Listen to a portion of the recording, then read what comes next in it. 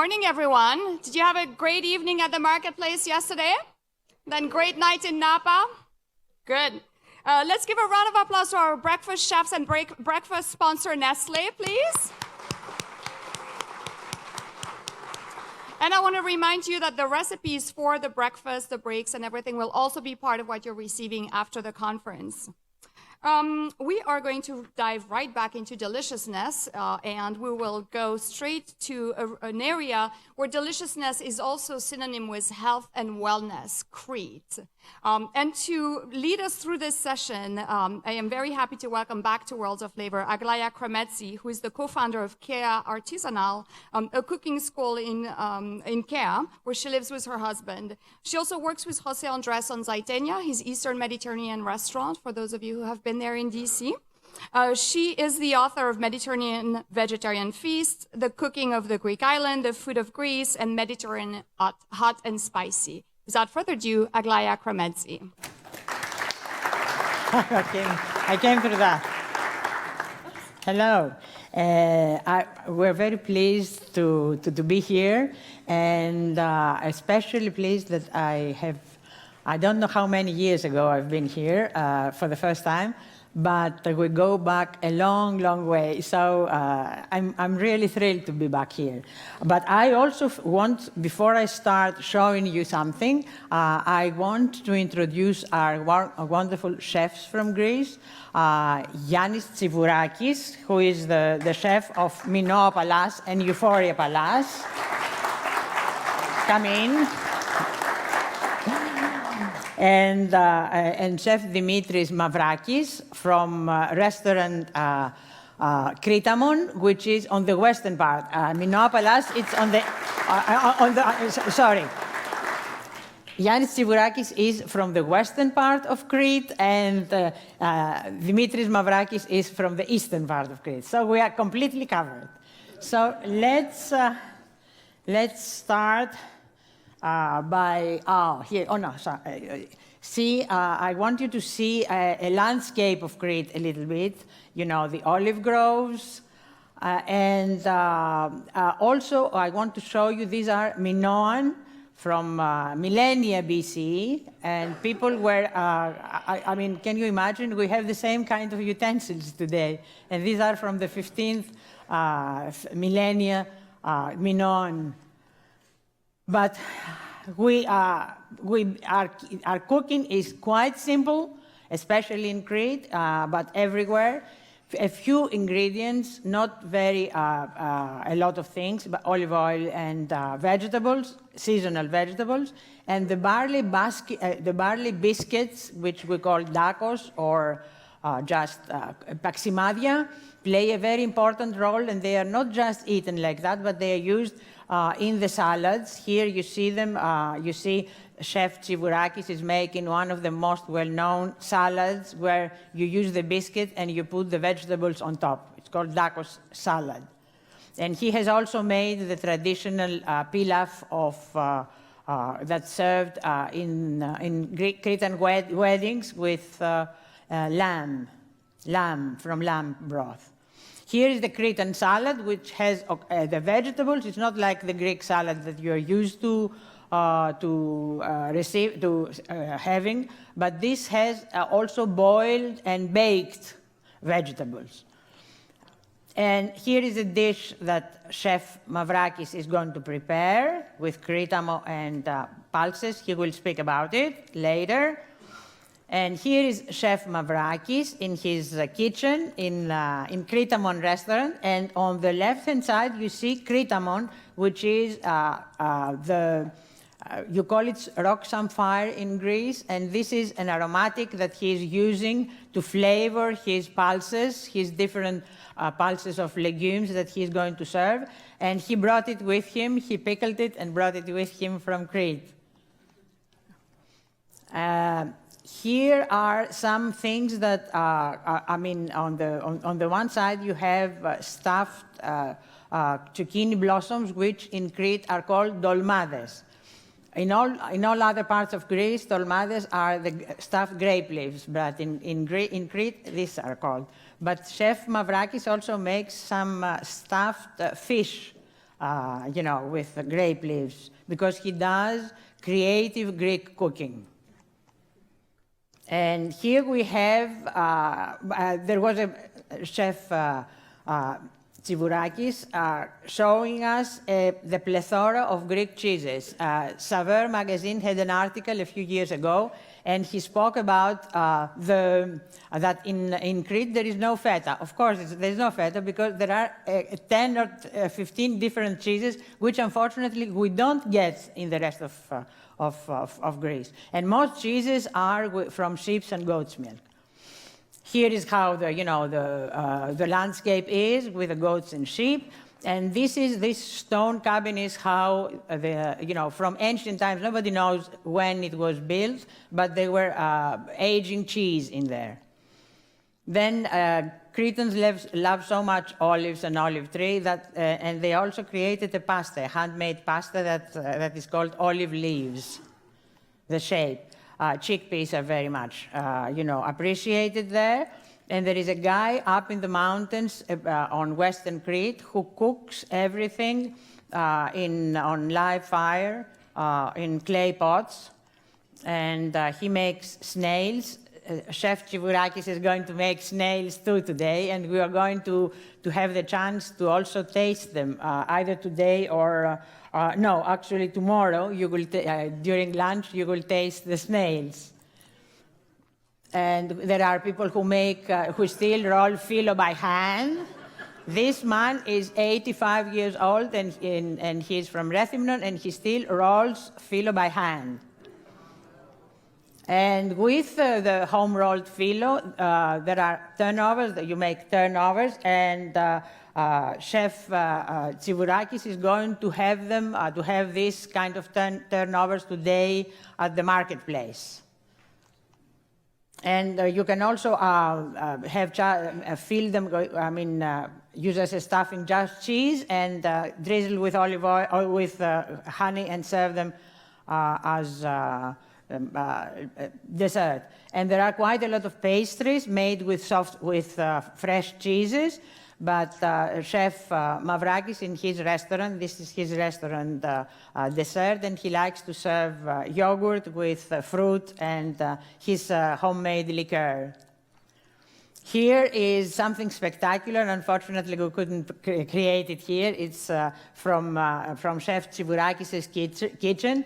This is rolled pastry, rolled with very big dexterity, fried and rolled like this, and it's a crunchy pie served with honey.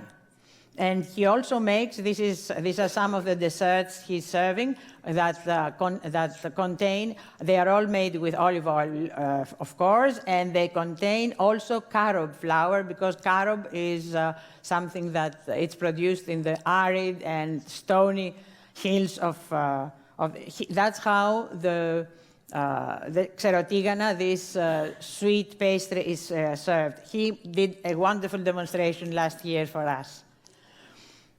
And this is a picture to make you dream and invite you to come to Chania. It's a sunset on Chania, the old port of Chania.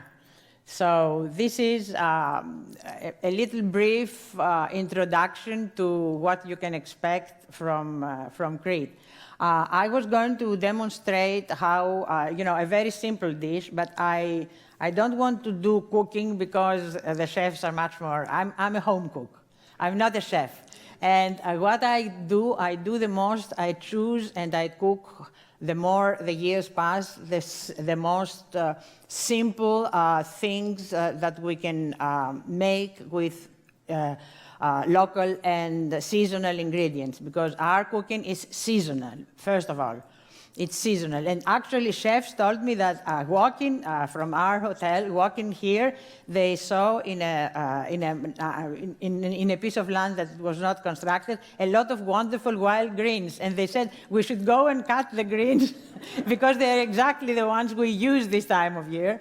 So we could do so. The thing that I want to show you, it's a no recipe thing. I mean, I have included the recipe, and you will all you you can get a recipe for that, but it's a Cretan dish called Yiannis, and it has some greens like chard and sorrel, and also leek and spring onions, but the most important thing is the wild fennel. And wild fennel, it's not something that you will get here in the United States, unfortunately. So to compensate in the recipe, if you want this strong fennel taste, I suggest that you use the fennel tops, the fennel bulb, cut in slices or chopped, and also fennel seeds, coarsely cut fennel seeds. And the dish is a very simple, you just saute the onions and the fennel and the leek, and then you add the greens, and you cook them. You add very little water. Can you see this? You can, okay, because I still see the Chania picture here. So you just saute this, and when the leeks and all the hard things, onions, leeks, are done, we just add the greens, all the greens, coarsely chopped, whatever greens you have, not bitter greens, in this one. And you cook them with a little bit of water or a little bit of white wine. And when they are soft enough, like this, as you see them here, then you add quite a bit of lemon. That's the most important thing. Of course, we do that, we saute in olive oil, that's without saying. And then you add lemon, and this is all there is to it. Sometimes, if you want to make it more filling for the family, you can add potatoes, or you can serve it with with paksimadi or with grilled bread. Any kind of grilled bread. And this is, believe me, this is delicious. I have even cooked it in Japan, and people liked it. So, because, it sounds extremely simple, but I think that simple things are the best. So, I don't want to take any more time, because the chefs have much more elaborate and, I guess, much more interesting dishes to prepare for you. So let's take this out and leave the stage to Chef Yiannis Tsivourakis, who, as I told you, is from Hotel Minot and Euphoria Palace, and in Crete, and he works at this hotel, and it's a very big resort, one of the most expensive and most luxurious, and he works for how many years? 17 years? Since 2003. Since 2003, can you imagine? And he has the most fantastically run kitchen there, and he does all these different presentations, and he's really fantastic. His breakfast has all these things that I showed you. So, I give the floor to Chef Mavrakis.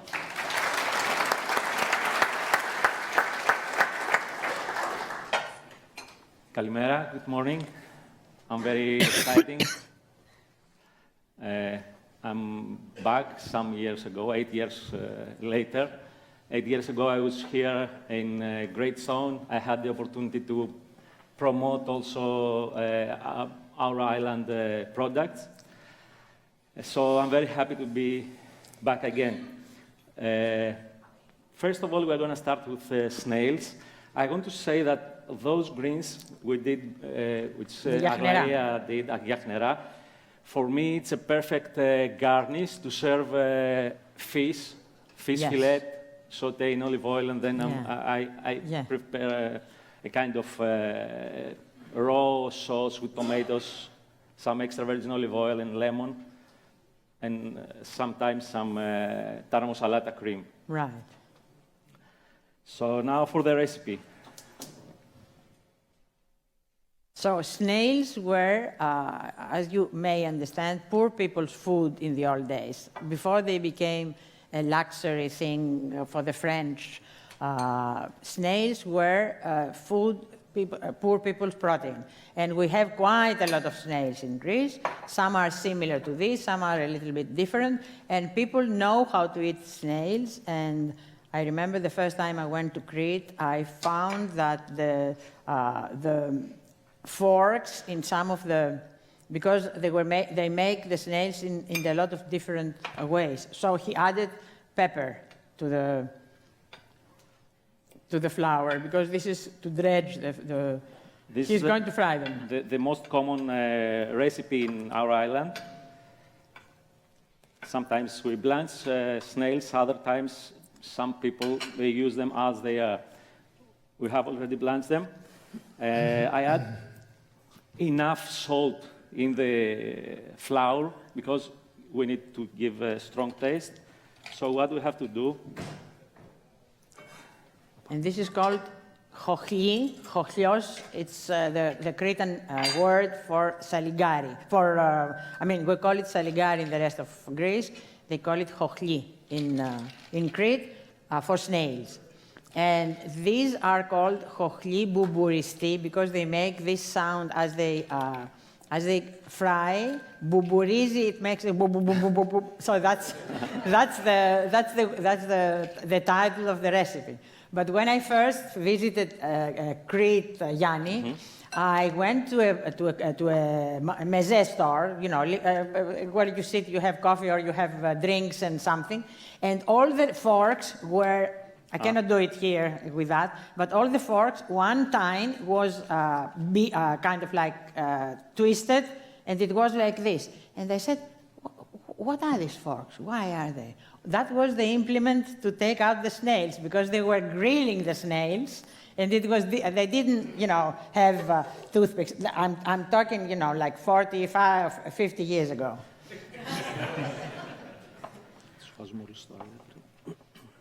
So dredging flour.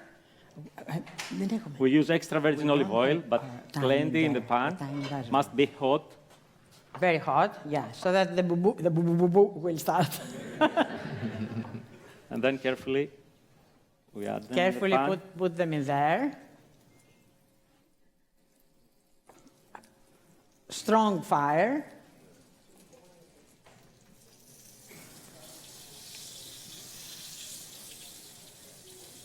We didn't add a lot of. We didn't order a lot of snails, so if you are interested in tasting the snails, which are going to be served snails on Friday, if you want on Friday for lunch, if you want to taste them, you have to line up at our stand outside, because there aren't many. You see, we had the same problem in Oxford. When we did I did snails in a different way at the Oxford Symposium for 260 people. And yeah, and they ordered they said one snail per person is enough. Well, you know what? People ate them and they wanted more and we didn't have more. So people have started now to experiment with this kind of taste, even British people.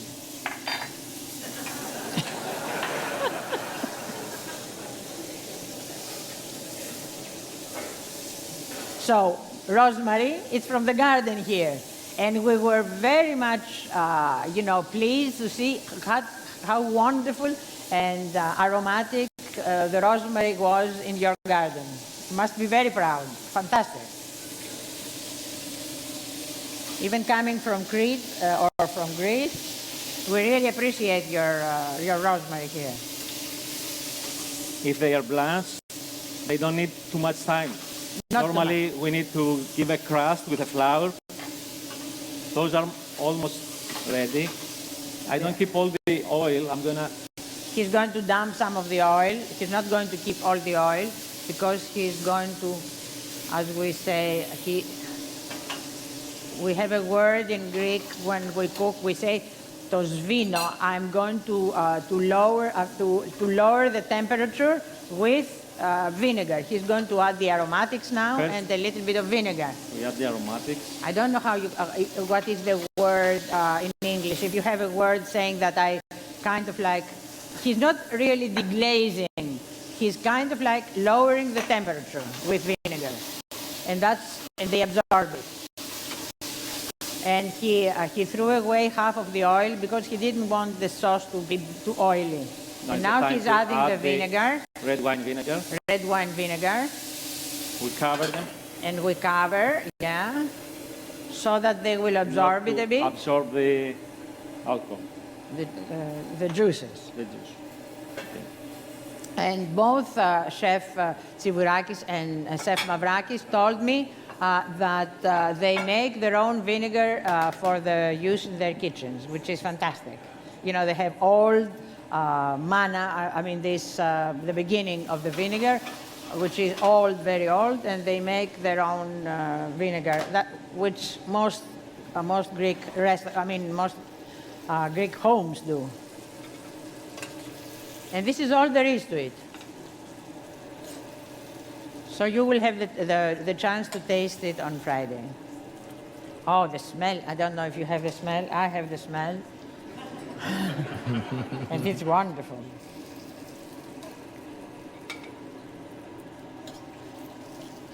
So this is a peasant dish. This is not like a kind of like haute cuisine kind of preparation.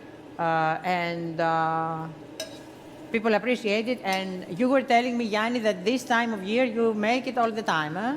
During all the year, yes. All year round. All year round they make it at the hotel. And Mostly people pick up snails at home. Yeah. Wild snails, but there are farms nowadays where they cultivate. They make them. Yeah. Make snails. So this is our plate. Snails. Snails, And, which show how they should eat it with the fork, Okay, because you showed yeah. me how to eat it with the real fork without having to bend the tine. Normally, there are some forks with two. There are the special forks, but you can also do it with a toothpick. There are these long toothpicks. Toothpick or When- you do it like this. Yes, or you do it the way. That's a bit hard. Can you go closer? Oh, It's like it's this. quite easy to take it out, because Sometimes- when it's cooked, it's quite easy to take it out. Sometimes we broke them behind, Yeah, so yeah. a small piece go out, and it's easier to take out the meat. Just beat the top. You beat the top so that if it's hooked in there, it comes easier. But you see, it comes Even with a easier. fork. But it Very comes easy. easier even with the whole fork. But how the way you will do it when we serve them, there are these long toothpicks that you can use from the bamboo toothpicks. Another So famous recipe with snails, it is a kind of stew or a kind of ragu with potatoes and small zucchini, tomato sauce, red onion, zucchini, and potatoes. So to make it like a whole meal for the whole family. Perfect. Okay, so we're gonna continue with the second recipe. The second recipe is, tell Yiannis, what's the second recipe? One product where we can find in our place, in our region, West Crete, it is chestnuts.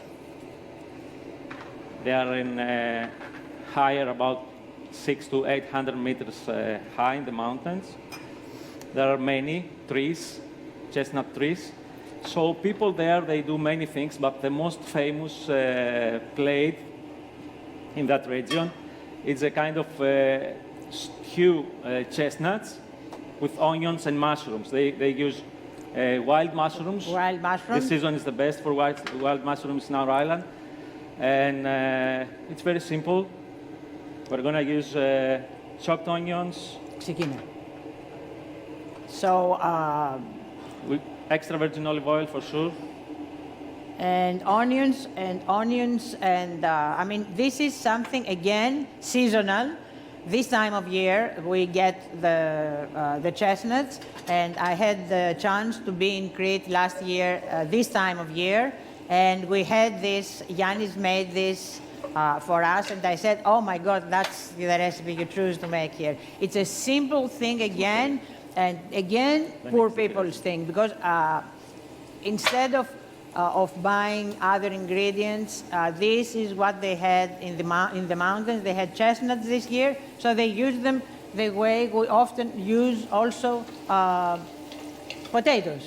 We also make this kind of stew with potatoes and at other times of year. But now you have the chestnuts.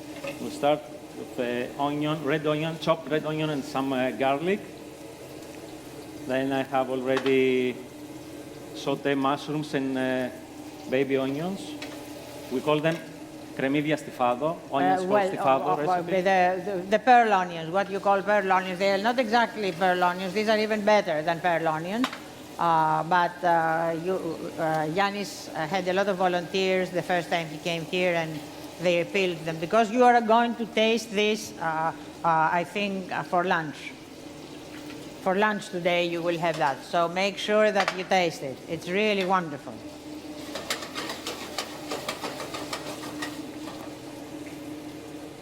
Some red wine. Very often, we finish after we sauté the onions, we add wine, either red or white. Normally we use in Crete Island, especially in the west part, we have a variety. We call it Romaico, and it's a bit oxidized. It's the best wine for food. That's my opinion. It's a little bit but gives a sweetness. This is a bit more red, but it's okay. Then when it's almost when the wine is absorbed, I add some tomato. fresh chopped tomato or canned tomato, whatever, this time of year, or preserved, because people preserve their own tomatoes. Thyme and bay leaf. These are the sweet spices we usually use for this one. Salt. Definitely. And pepper. And pepper, of course. So we need to leave it to semi-cook the onions. They need about 20 minutes in not so strong fire. And Yanni, what else do you do with chestnuts in Crete? For sure we do chestnuts in syrup, like spoon sweet. Right. And we serve it with yogurt or ice But cream. the most common, this season is the best. In open markets there are many producers where we can buy fresh chestnuts. They sell them as they are with the skin. And I'm gonna tell you a tip about how to take out the skin. Yeah. As you cook, this is an old women's thing. Yeah. When I buy chestnuts, I peel them at once, but I use a pan like this, half water, boiling, and I add inside a piece of bread.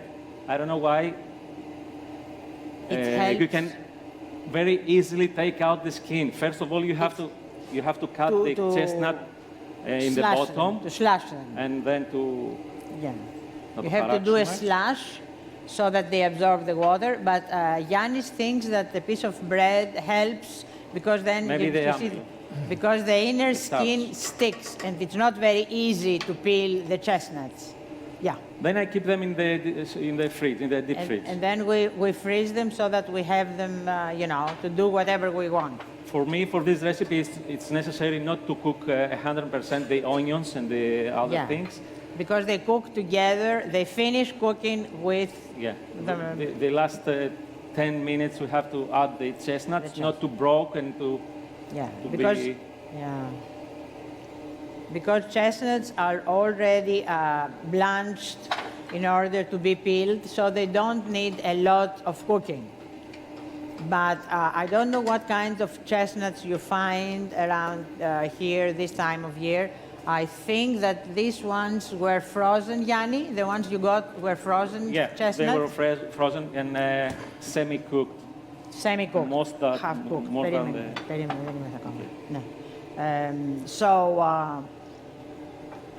So we cook them, but because you see the other ones, the vacuum-packed, which are in pieces, which you get in all the supermarkets, are not the best kind for this dish, because you want to have the chestnuts to hold their shape for this dish.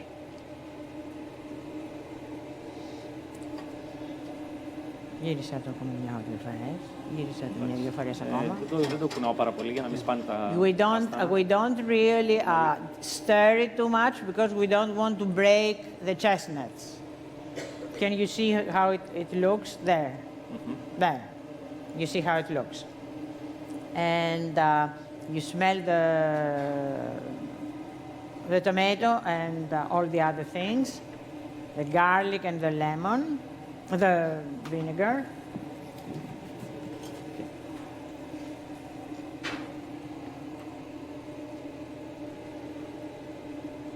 So we are almost done, and the dish.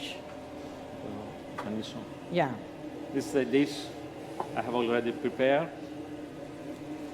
That is how it is served, and we always finish with a little bit of fresh extra virgin olive oil. And this is the time of year where the first olive oil is harvested, and it's quite strong and aromatic, and it really complements beautifully this any kind of dish. We call, by the way, we call these dishes ladera. This is part of, or vegetarian for you, because I mean they are basically cooked with olive oil, and this is their own. And you serve this with what do you serve this at the restaurant? At the restaurant, a piece of soft cheese. We call it galomizitra. It goes with that's very interesting, because you see very often ladera in Greece are served with cheese. Cheese in Greece is not served at the end of the meal as you do here or in Europe. Cheese is part of the meal. So all ladera are usually served with cheese. In where I come from, southern Greece, we use feta. And feta or galotiri, as he said, which is a galomizitra, which is a wonderful cheese, slightly sour. It's a cheese that I wish we could find. Also a piece of aged Graviera. Graviera cheese is the hard cheese, the hard Cretan cheese, let's say. And aged Graviera is very much like manchego, like good manchego. So that goes very well and complements the sweet flavors of these dishes. So this is the way these are served. So I think that since Chef Tsivourakis has finished, we can leave some more time for Dimitris to do his things. So thank you very much, Yiannis. Thank you very much. Thank you. Θα βοηθήσεις και εσύ, θα βοηθήσεις και τον... So now Dimitrios Mavrakis is going to start making his... What are you starting with?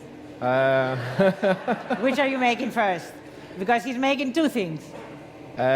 Hello, everybody. I want to thank you for the invitation here. We are going to have 2 recipes. The first recipe, we call it betherio. It's a medley, it's a variety of different fava beans, yellow beans, and lentils. Since from thousands of years, the Minoans used to cook these ingredients. So the original recipe, we call it palikaria.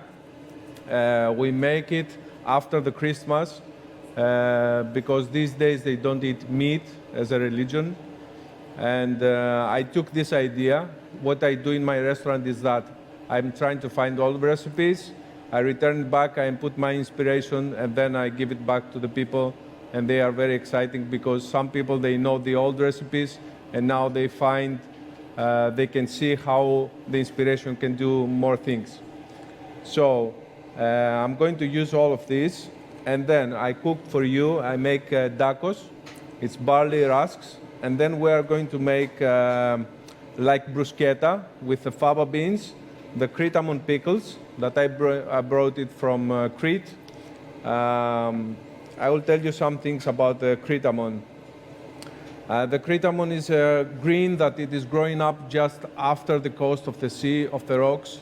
It doesn't need water to grow up. It needs the salt of the sea because under the leaves it makes it more crispy. And if you try to cultivate in somewhere else, it's very thin. So I collect the wild Cretamon and then I make it simple pickle with vinegar, and then I take out all the vinegar and I add the olive oil. So you keep it in olive oil, in jars with Yes, olive oil? I which keep is it for very the whole interesting. year. Yeah. We collect it once. You collect it before it blooms, when it has the... Before the flower. Before the flower. And we collect it from June until July, so we can have it for the whole year. Put it in the olive oil. So, okay, let's start with the recipe. I will make a mix of all of these because most of them, they are cooked at the same time. So that's why I choose all of these. You have to put one part of each. We have four different fava beans. I mean, 4 different beans. I mean, four different beans, legumes. yes. Yes. And we have for 1 kilo of the beans, we put 4 kilos of water to have this stuff after you will see it. So our kilo is your quart, by the way. So they all cook together in water to start with, to make a pulse. Unfortunately, we don't have time now to cook them because they take at least, 40 minutes, 45 minutes yes, to cook at least, depending on the different pulses. And these are peeled fava beans, dried fava beans, but peeled. These are the good ones to use.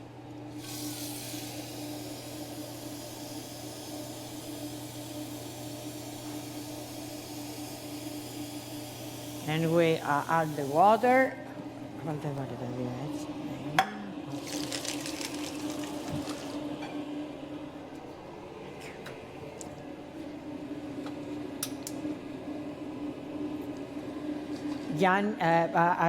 Dimitris' restaurant, by the way, it's in the village of Archanes, which is just above the Knossos. You know, Knossos Antiquities does, you know, this.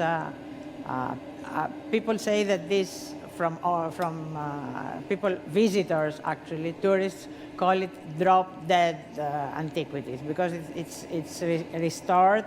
And it looks wonderful. So his tavern is very close by. Continue cooking. So, okay. I'm So, just speaking. Okay, I'm going to make now the fava beans. I put some salt, and then I cook it very in low heat After it's because we don't want to be stuck. I take all the foam. After a few minutes, I will take all the foam, and then I add chopped. We don't have time now to do all of this because it needs 40 minutes. So after that, I put chopped onions, and I let it until to be cream. After that, I mix it a little bit because I want to have big pieces and small pieces. And then I'm going to show you what we have done already. Yeah. Okay? He doesn't like to have a smooth puree. He likes to have it chunky so that you have different bites as you eat it. It's really, I mean, I had it in his restaurant and it's really wonderful.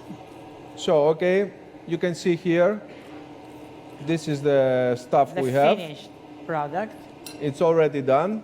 We let it to be, we don't want it to be hot. We let it to be in room temperature.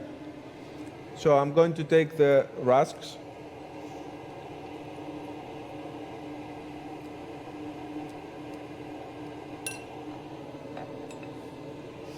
You served it. You also serve it in racks. In rusks. This is stale bread cut into pieces and dried in the oven to make, because we didn't bring the Cretan paximadi with us. It's too bulky. This is you can also make your own paximadi. You cut it into pieces and you dry it, and you dry it in the oven, in a low oven, until completely dry and crunchy. Okay. Then I'm going to put the Crete pickles.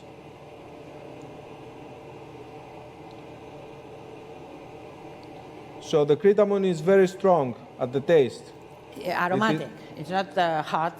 It's very aromatic. Yes, it's very aromatic. And the correct name is the sea fennel or Yeah. sapphire. I don't know Yeah, it's called which name do you know? rock samphire. It's called. The botanical name is it's Crythmum maritimum, or the British call it rock samphire. In Greece, the name Kritamon comes from the name Krithamon, that means the seeds of the barley. That's why it took the name. Yeah. So I'm going to put some fresh onions. Always when we make pulses, there are pulses, mixed pulses with different kinds, and we always use onion and fresh olive oil. This recipe is a very good balance because it's smooth of the fava, it's cracked of the cracker, and the taste of Kritamon and the onion, it is going up. So it's very good balance. I'm going to use extra virgin olive oil. In my restaurant, we have our own olive trees. We have our own garden. We use only organic products. And my father is a very good farmer. 78, please. Yeah. Oh, yeah. The Cretan diet. So rose pepper, sweet rose pepper, Mediterranean. Pink pepper. Pink pepper, okay. Right.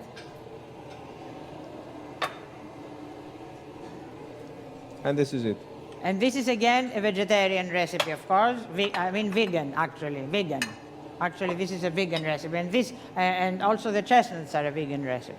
All the rest, besides the snails, yes. Vegan recipes. Yeah. Okay? So, there it is. That one.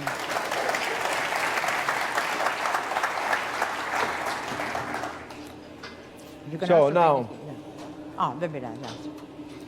So now we go to a very interesting, Yes. another very interesting thing. And you don't have much, you have time, but you have to. Yeah? Έλα, πες τα υλικά. We haven't talked in Greek, eh? So, do you want me to? We shouldn't. Do you want me to say a few things about the Yes. xenochondros? Yes, I will tell. So, bring xenochondros. No, you start cooking. You start cooking because we don't have time, but I can say a few things about xenochondros. Because this is the product he's starting with. This is a homemade sour pasta. It is called xenochondros. Xenochondros in Cretan, in the Cretan dialect. It's similar to the Turkish tarkana, but it is not cooked. It's mostly left with sour milk and yogurt, goat's milk yogurt, to absorb. Cracked wheat is left to absorb the yogurt, and then it is placed. It is left in the sun to dry, and it becomes like crumbles for quite a long time.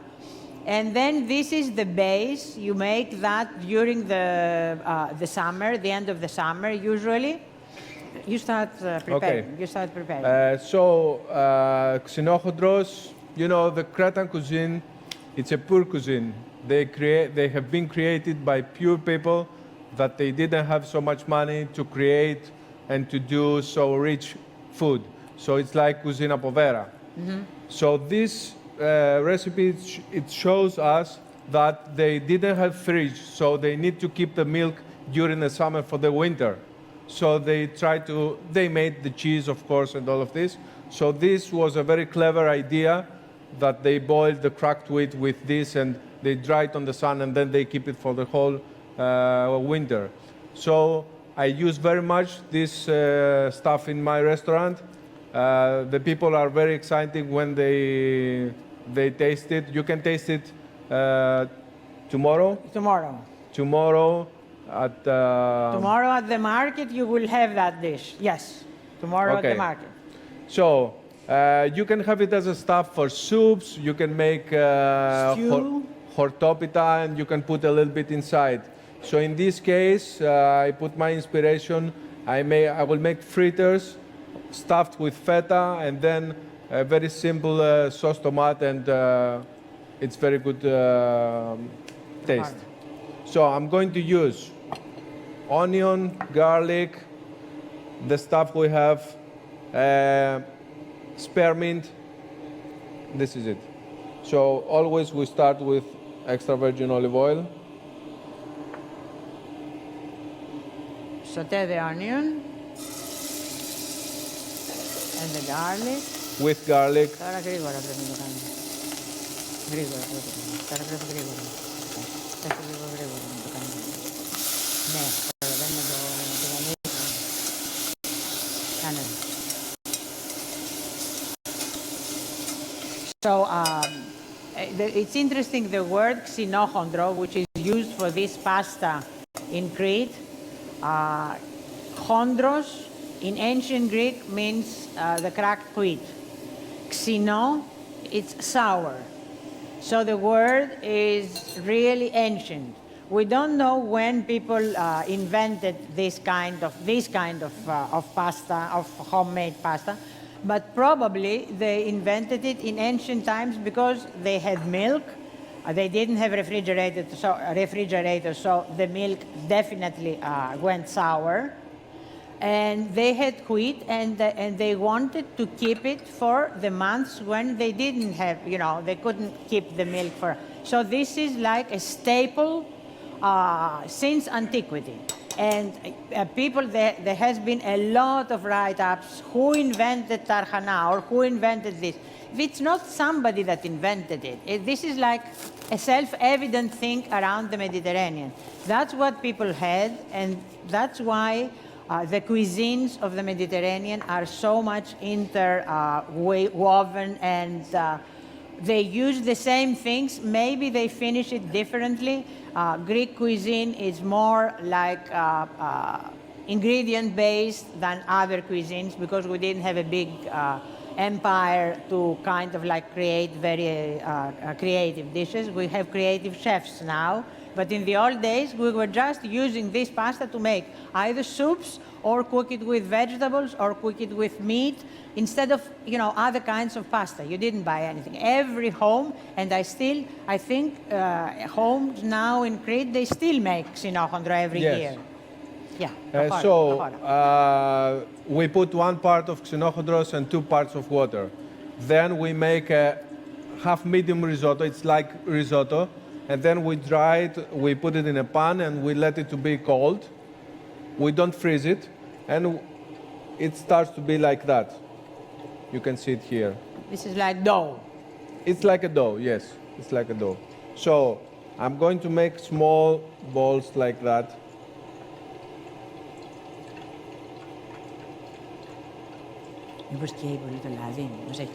I stuff it with feta. Be careful because don't. Yeah, these are delicious fritters, but I've never had. I mean, this is like his idea of doing this. Better than with falafel. Xenochondros. Yes. Better than falafel. Better than Dimitrios falafel. Well, everybody uses whatever they have, and this is like a great idea of using, and stuff it. I mean, of course, in Crete you stuff it with your own sour cheese, huh? Mm-hmm. With the Cretan sour cheese. There is a very interesting ricotta-like cheese in Crete, which is called xenomizithra, sour ricotta, the sour ricotta, which is wonderful. And that goes very well with that, I guess. So we need high heat for deep frying. Well, It's not very easy because if your oil is not very good, it's not very hot. it It's done. disintegrates. It disintegrates. And chefs nowadays, chefs in Greece, of course, they deep fry in the restaurants. But traditionally, in our cuisine, we shallow fry. We fry in the pan. But this is a dish where you need, more oil to fry it in. Deep frying is kind of like better in this case. I think it's hot enough. So I'm always afraid when we are in these kind of kitchens. Oh, yeah. So how about the sauce? Onion, garlic. It was by φωτιά. We. Roasted. Ναι, είναι εντάξει. Beware of the oil. I'm so. No. That's ready. Okay. This is ready. Thank you, Miss Aglaia. You don't want it to start because you see olive oil starts, flames come out. Yeah. We use it in lamps also. Olive oil. You use it, for light when we didn't have electricity. So that's. So the sauce is very easy. Yeah. Garlic, onion, we make it sautéed with olive oil, fresh chopped tomatoes and fresh grabbed tomatoes. 10 minutes, not more. I want it to be very fresh, a little bit of sugar, salt, pepper, oregano and basil. That's the tomato sauce.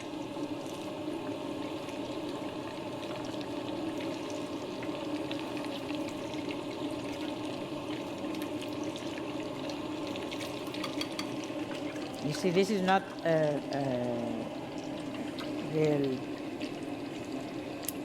real deep frying, but it will come out. I'm sure. So this can be a meze, or it can even be, part of. Do you serve this as a meze in your restaurant or as a main course? For starter, yes. For starter, yeah. As a starter.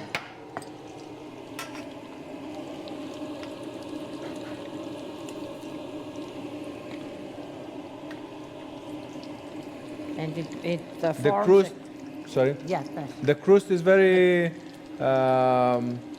It doesn't have flour outside, so the crust is very crispy.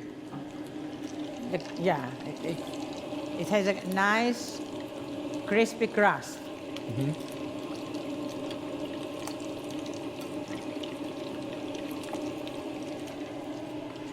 And frying is really very good, but everybody likes fried things, so so this is a very popular dish in his restaurant, I'm sure. People like that dish Yes. very much.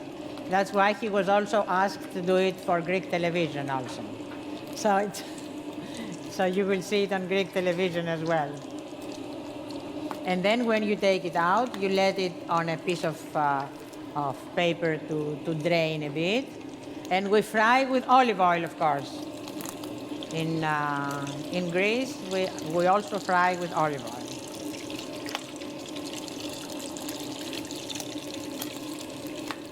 And we heard a lot of very interesting, when we were at Tribeca last week, what was it, 2 weeks ago, we heard all in this new venture that CIA has started with Tribeca and the University of Barcelona. We had a lot of talk with the scientists who said that olive oil is very healthy, a very healthy way of frying. So keep that in mind. If anybody tells you anything else, you know. And you don't use your fresh, very expensive olive oil. You use last year's. Whatever you bought last year, you use it to fry and cook, and keep the fresh, which is more expensive, for serving raw. Oh, this is a wonderful dish. So, raw olive oil, not for the fritter, just for the sauce.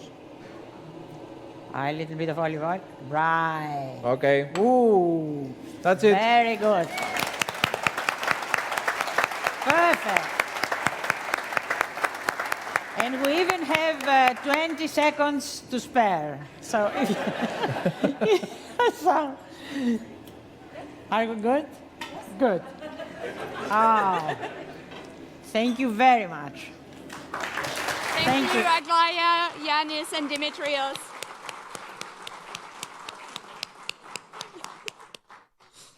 This is really wonderful.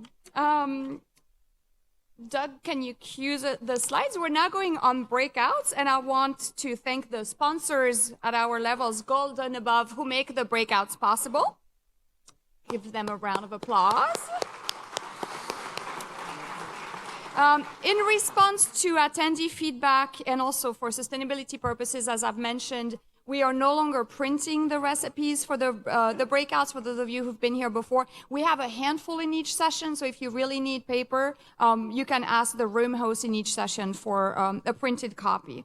But otherwise, everything is in the app, and then everything is also updated in what you receive afterwards. Your schedule for the breakouts are on the back of your name badges or in your online conference registration. I will put up now Doug will, a campus map so you can see where you're going. Seminar 1 is in Napa Valley Vintner Theater, which is on the other end of the atrium. So once you pass the breakfast area and the Connect Lounge, that's for Seminar 1, Napa Valley Vintner Theater. Seminar 2 is in Ecolab, which is right here. Seminar 3 is in the Food Business School, which is on the second floor of the building. So directly above, so you will exit from the top and then go along the kitchen and make a right. Seminar 4 is in the private dining room on the first floor, just past the store, as you can see on the map. Kitchen Workshop A is in the Chuck Williams Theater, the room in which the marketplace was last night. Kitchen Workshop B is in the Bocuse Kitchen, also on the second floor. Past the kitchen, you'll take the same hallway on the right-hand side and walk around to get to the Bocuse Kitchen. There will be signs also in front of each room with your seminars. Kitchen Workshop C is in the Woodstone Outdoor Kitchen, Live Fire Kitchen, which is the one outside here on the left side of the building by the outdoor amphitheater.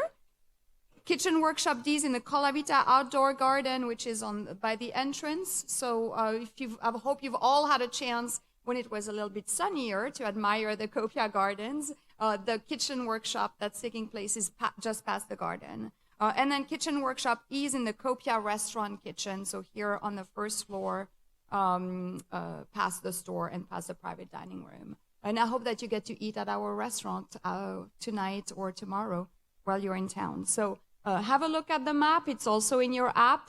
If you are going to anything on the second floor, make your way up the top of the room.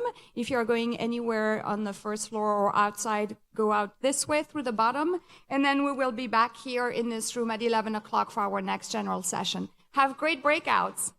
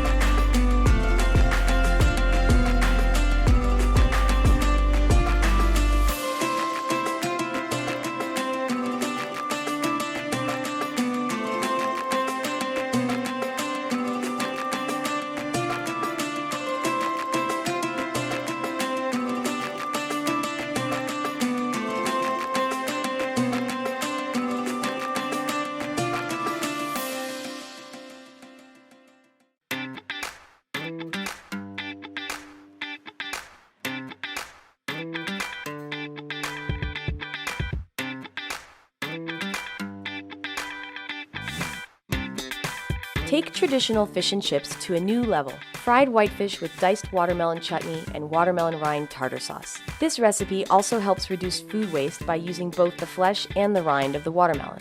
We're going to start by preparing our fish. Cut each fillet into 2 pieces and season with salt and pepper. Mix together the flour, cornstarch, baking powder, baking soda, salt, and pepper for the batter and set aside. Now let's make the chutney. Combine the onion, vinegar, and sugar in a sauce pot and cook on medium heat until the mixture is reduced by 3/4.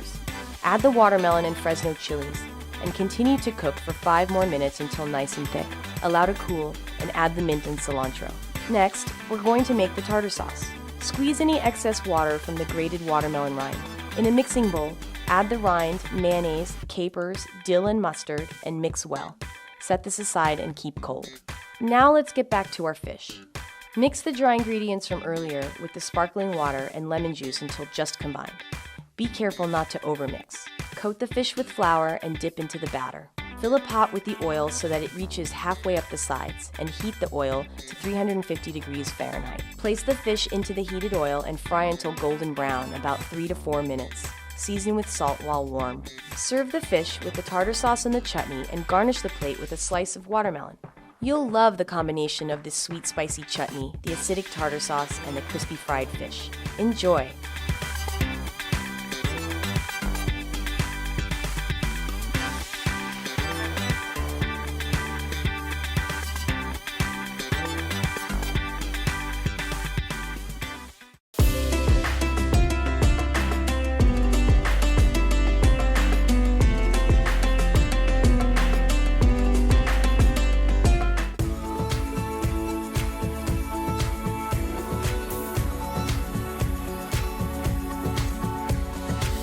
Colorful, flavorful entree bowls are a delicious trend.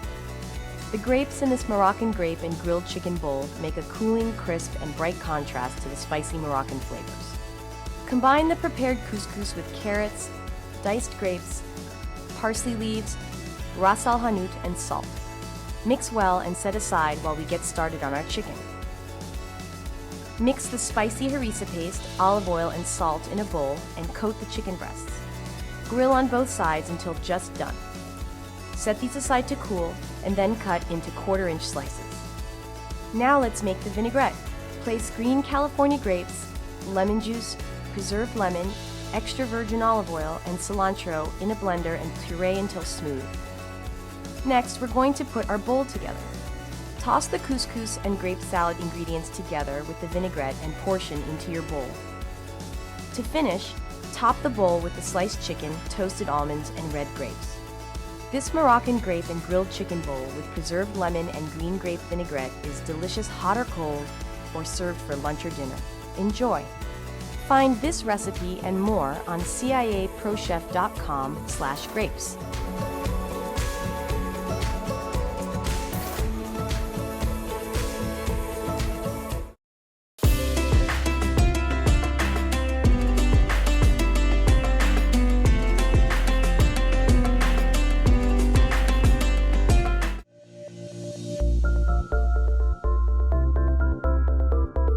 With Israel being such a tourist destination for people from all over the world, you see dishes such as eggs Benedict with a Middle Eastern or Israeli twist. For this dish, we start with kataifi noodles that are actually phyllo dough noodles. Spread them in a bowl and drizzle them with melted butter. Season with a little salt and baharat spice mix. Put them in a muffin tin just to form little nests, gently pressing. Preheat oven to 450 degrees and bake the kataifi noodles until golden brown. Remove from the oven and hold. Prepare nor hollandaise sauce following prep directions and season with sumac. You can also season with za'atar, or if you like it spicy, with a little bit of zhug. Poach the eggs and when ready, remove with a slotted spoon and place over the noodle nests. Drizzle with hollandaise sauce and garnish with roughly chopped parsley and nigella seeds. Enjoy!